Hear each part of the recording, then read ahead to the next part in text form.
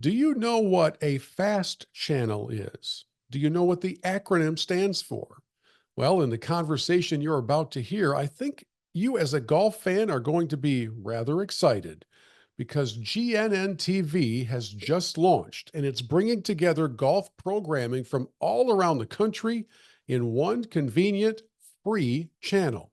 We'll tell you that story today on the podcast. It was just a couple of weeks ago that Ryan Ballengee from Golf Newsnet and I got together on the podcast to talk mostly about the plight of Topgolf, I believe. And that video conversation, by the way, Ryan, has garnered like tens of thousands of views with people largely when they weren't making fun of our respective hairstyles in the comments, they were generally kind of echoing our comments that Topgolf is kind of past its prime and they better start looking for some more creative ways to lower the pricing. But that's not why we're gathering today. We're gathering today because for the past, I would say, few months at least, you have been burning the midnight oil in an endeavor to do something that is, it's, boy, from a technical standpoint, it's complicated to do. But in the golf space, the new Golf Newsnet video channel is up and running. It's pretty cool, and I thought we'd take some time to let everybody know what it is, where to find it, and what's on it. So it's good to see you again. Well, Bill, thanks for having me on, and thanks for being part of GNN TV also, so that we have a self-interested discussion here. But Yeah. thank you for having me. Okay, so where'd the idea come from to do a streaming channel, a 24/7 streaming channel? So this project started about 16 months ago, and I would argue it probably started even further back than that. And the idea came from a project I was doing on our website, golfnewsnet.com. And I was working with a partner at the time on a video player for our website. I asked them if they could make a player that looked more like a TV channel. They didn't just play a video and then went to another video and kind of looked like a playlist, that it felt and flowed more like a TV channel. And I thought they did a good job with it. And I said at the time, is there any reason that we can't take this and turn it into a fast channel, free ad supported TV, like you would see on a Pluto TV or the Roku channel? And they said, well, actually, we have in-house help. We have a consultant who is now my business partner who can help you with this concept, this dream of yours. And he kind of laid the gauntlet down to me and said, well, if you're going to do this, you're going to need a 500 plus hour program library. You're going to need to acquire some rights to things, not just your own stuff.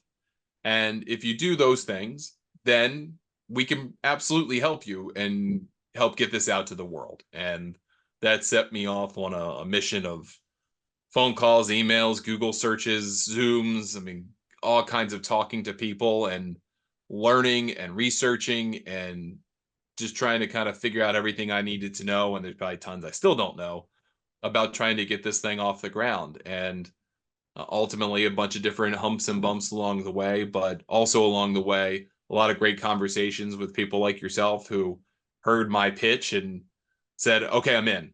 What do I need to do? And have been supportive from the get-go. And to get this over the finish line and start one Sunday, the Sunday of the Solheim Cup, and start broadcasting GNN TV has been a really cool journey. Okay, so for folks who aren't really into the space of being a broadcaster and they love good golf content, but don't give a whole lot of thought to how it gets to them. Over the past couple of decades, we of course have seen the evolution of the podcast. We've seen the explosive growth of YouTube. And in the golf space on YouTube, of course, it seems like everybody under the age of 30 is out trying to break a record score, get the phone numbers from a cart girl, or do kind of things that are entertaining. I'm not demeaning their impact because some of those channels have hundreds of thousands of subscribers.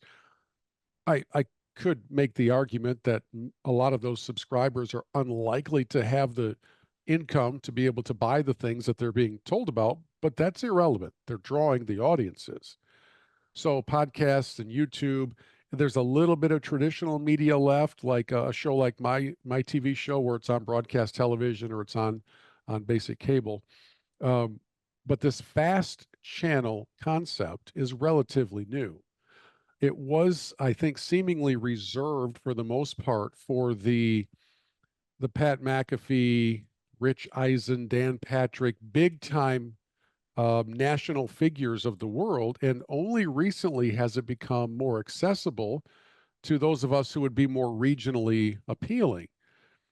But the X's and O's of putting a fast channel up so that everybody can go and see it is really pretty complicated. So, how did you navigate through all of the corn maze that you can get trapped in trying to just figure out all of the specifications and then platforms on which to host it?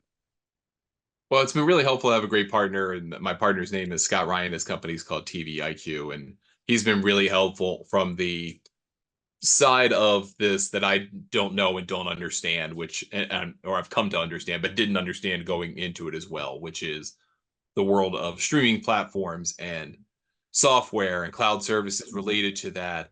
How you make those connections, how you deliver the product, what that's got to look like, who to talk to, those things I definitely didn't know, and probably wouldn't have gotten anywhere near this far without Scott as a business partner and also a Sherpa for all of those things. Hmm. But from my end, he made it pretty clear what the challenge was, which was go find a programming library that's substantial enough. And his base was 500 hours. We have about a 1,500-hour programming library now.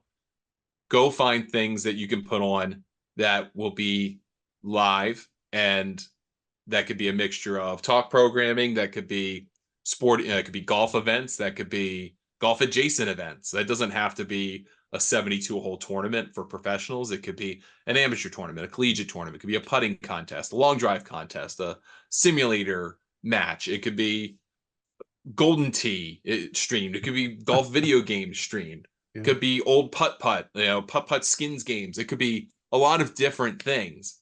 But what is most appealing to these platforms is to have live content. And if you can deliver live content plus a library to kind of round it all out, then you've got something that's more desirable. It also doesn't hurt that we're in a sport where the people who are watching tend to have more money than a lot of other demographic markets in the United States and the world.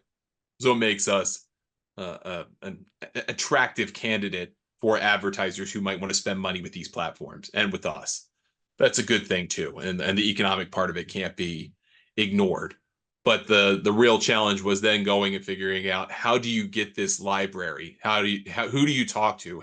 How do you get talent? How do you talk to the people at these organizations that own the rights and make a compelling case for why they should deal with you and not with someone else, or with you at all, and take your phone call or email and even give a hoot? But at least from the programming library perspective, I'm just as much of a consumer of golf content as I am a creator of it. I mean, I watch golf shows on the weekends on cable, so I kind of knew who I wanted to start talking to out the gate, and fortunately had, for the overwhelming percentage of those conversations, were really easy Hmm. to go to people like yourself and Bobby Vermillion on the Eastern Shore of Maryland, and Randy Tantlinger up in Pittsburgh, and all kinds of different folks, Ray Adams out in Arizona, and say, hey, I have this idea. Here's what I want to do. You have this show that is excellent and is produced for TV quality, and maybe we can marry together and help each other out. And we can be the delivery mechanism, and you can be the content creator. And by and large, that's how most of the conversations have gone. And fortunately, they've gone well. I don't think people realize how big of a truckload 500 hours of content is. So, take a show like ours, which is a 30-minute show featuring a different destination around the country in every episode, 30-minute show. 500 hours is an awful lot of those shows. And you being able to reach out to various program producers and have everybody kind of jump in and say, yeah, I'll speak for them. I've not spoken to them, but I'll speak for them. Many of us have been looking for this idea. In my world, we are primarily distributed on a regional sports network owned by the Sinclair Broadcast Company. Bally Sports has affiliates or outlets in numerous markets around the country, and all of them are in some form of bankruptcy financial peril thanks to Sinclair's brutal mismanagement. So, what we don't know is how long that outlet will be around. Now, I'm hoping it's a very long time because while they haggle with professional sports franchises over rights fees, those little guys like us are thinking, could you guys go ahead and work this out? Because we'd really like to have you still be around at the end. In the meantime, I would have to have my head professionally examined if I just sat on my rear end and thought, oh, it'll all work its way out. We'll be just fine. Instead of going to explore potential distribution outlets. So I was so thrilled when you came along and said, I've been working on this because one of the things that I've appreciated about Ryan Ballengee over the years is he's not afraid to dig into the fine print and do the work. GNN radio is a good example of that, a kind of a similar concept, but in an audio form.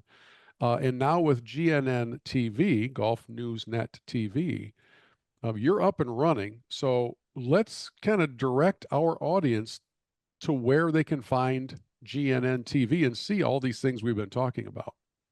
So at least at the outset, it'll be available on our website, golfnewsnet.com. It's available in every article. You cannot miss it. There's also a special GNN TV page where you can watch it unabated, nothing in your way to watch it. And then the next couple of weeks, we will advance and put out new versions of our apps for OTT devices, over-the-top boxes. So for Roku sticks and Amazon Fire and Apple TV, you'll be able to watch the channel live directly through our app. And that's great too. But the most important part of this is discovery, right? We can only tell so many people that we know that GNN TV exists. So having platforms to be able to show the channel live is really critical. So at the outset, this isn't done yet. This will start to get online in the next several weeks, but we'll be on about 10 different streaming services at the outset. So some like Distro TV, Rewarded TV, Freeview, Local Now, Many of them. Free Live Sports, which is just rebranded from Sports Tribal. There's a whole bunch of them. And there are probably another 5 that come toward the tail end of the year that are a little bit more brand name. Since we don't have the agreements, I probably shouldn't say what they all are. But if I told you the name, you'd be like, oh, I know that very well, or I've definitely heard of that.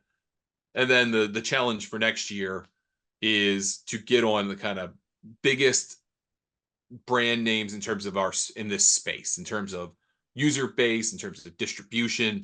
And that's Roku and Pluto and Samsung TV. Those are kind of the biggest ones of fast channels. And they're also naturally the most difficult to spark a relationship with because they're the biggest, right? They can be the most selective. You're not even. But fortunately, we have some good relationships with those places, and we'll start to add some of those. Include, there are others like LG and Vizio that have ones that are branded for their TV sets, and they have great distribution as well. So those are the kind of that's the highest level of distribution you can kind of have. But at least in the interim, probably the end of Q1 next year, we'll be in front of 70 to 80 million potential monthly users, which is akin to a really good cable distribution. And that makes it really important for us because people can find us. And if they can find us and they watch us and they like it, then maybe they'll watch again.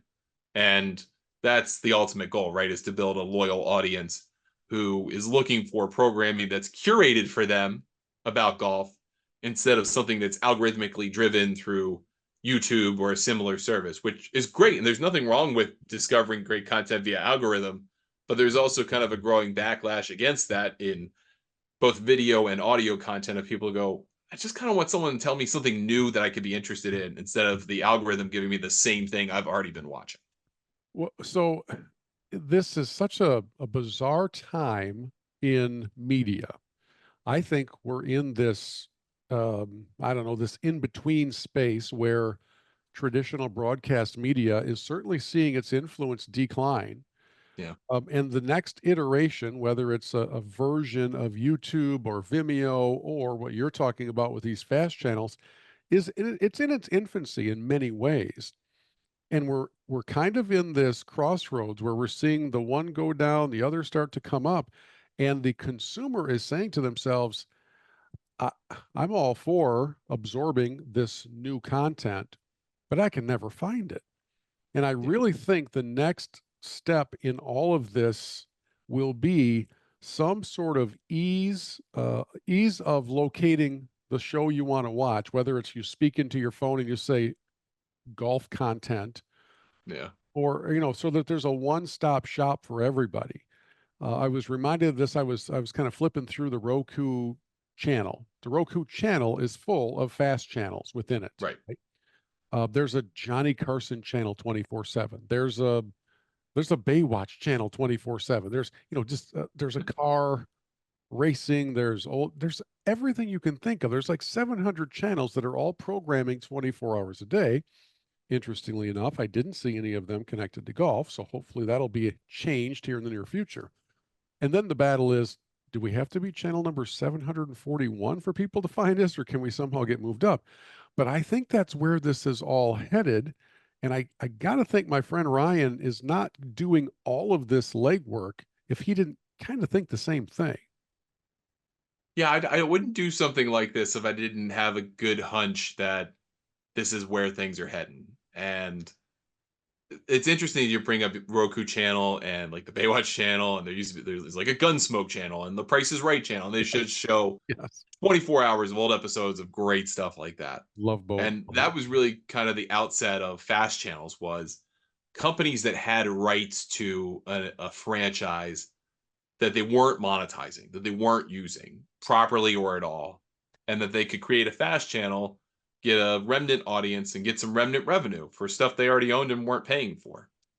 And I think the next iteration of this is what we're attempting to do, which is try to create something that isn't just reruns of an old property and calling it a channel, but having something that's new and fresh and updated every day and has a variety of different perspectives and programming, some of it live, some of it taped, and put it all together into something that feels more like a TV channel that happens to be a fast channel than what maybe a lot of people associate with a fast channel. I think that's the evolution of this. Yeah. The Yeah. evolution into streaming is already evident. It's already happened. I mean, even like ESPN has created tons of different channels around streaming, and they also stream live events separately unto themselves. And I wouldn't be lying if I didn't think or don't believe somewhere in my brain that the future of GNN TV is going to be a mixture of a linear channel as well as live feeds to a variety of different events,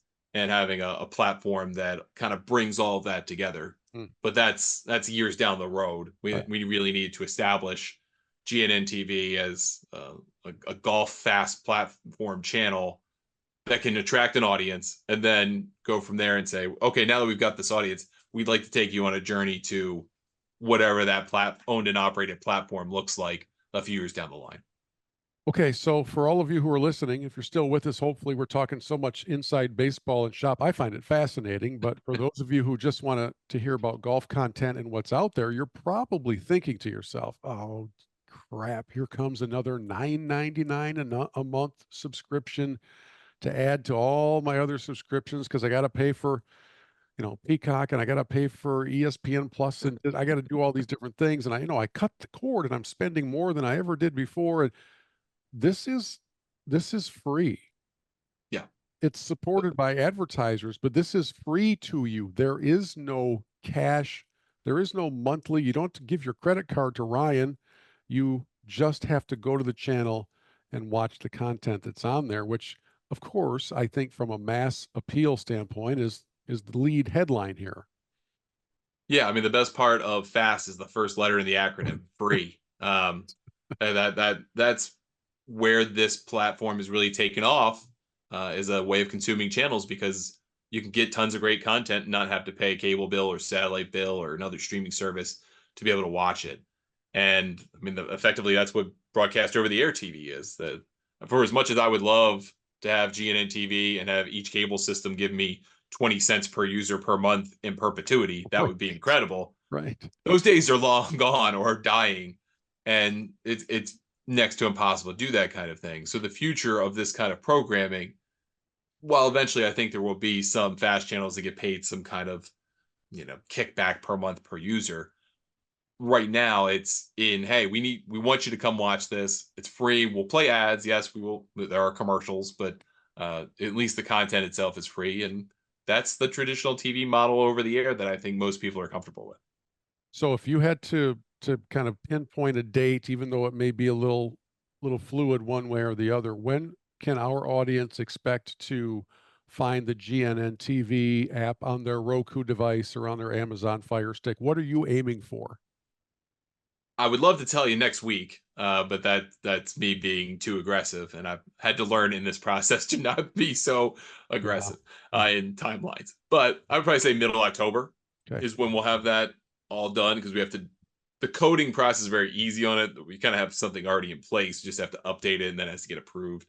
And sometimes that stuff just takes time. So just Yeah. building in a little buffer time. I'd say middle October, the worst, to have those Roku and Amazon Fire and Apple TV apps updated and ready to roll, not only with the live stream of the channel, but also video on demand, so you can watch a lot of the shows that are on the channel on your own time as well. You know, it's funny. If I want to take my show and the featured destination says not only do we want to air throughout Michigan, but we'd like to be in Chicago as well, and we have a relationship there, so we air our show several weeks in Chicago. But that's a relationship with a human. I can call or email and set up the time and get the cost and all that. In the world that you're now operating, I'm not even sure there are people involved. I'm guessing it's very difficult for you to pick up the phone and say, "Hey there, Roku department," because I'm not sure there is anybody home. So that's part of the story of why some of these things take a little longer than logically you'd think that they should, right? That's part of it. I mean, it's a relationship game, just as fast as and just as golf is. And that's actually kind of what makes me and my business partner work out really well, is that we're managing relationships on different sides of the business, but they come together, right? He's very into the OTT world and has great contacts in the ad side of that and the platform side of that. And it's a small community because it's still relatively new and burgeoning. And so there's a lot of trying to filter out quality, and he's kind of that guy who can stand up and say, "All right, I vouch for this guy. He's quality," and Mm. that opens up a lot of doors. Same thing on the golf side of I've formed so many relationships over the years with great people like yourself, whether that was a PGA show or a golf trip or a round of golf or who knows what. But we came together as a relationship because we, one, liked one another, but also could see some value in helping one another someday, whatever that turned out to be. And this just turns out to be that project that we can help each other on. And so I can stand up and say, "Hey, the guy I'm working with is a stand-up guy. He's helped me out. We can do some really cool stuff together. Here's what that's going to be." And then we kind of all come together and meet in the middle. And that has worked out very well so far. Well, I'm excited, and I would guess that as we get further down the road, audience will start to become more and more aware of it. We'll do our part to help promote as best we can. Appreciate you including us in all of this, and I just can't wait to see where it goes. So, hats off to you for getting this thing off the ground. Thank you for having me on. Thank you for being a part of it. Thanks for the opportunity to talk about it. It's the end of the beginning, and now we get to really run the race.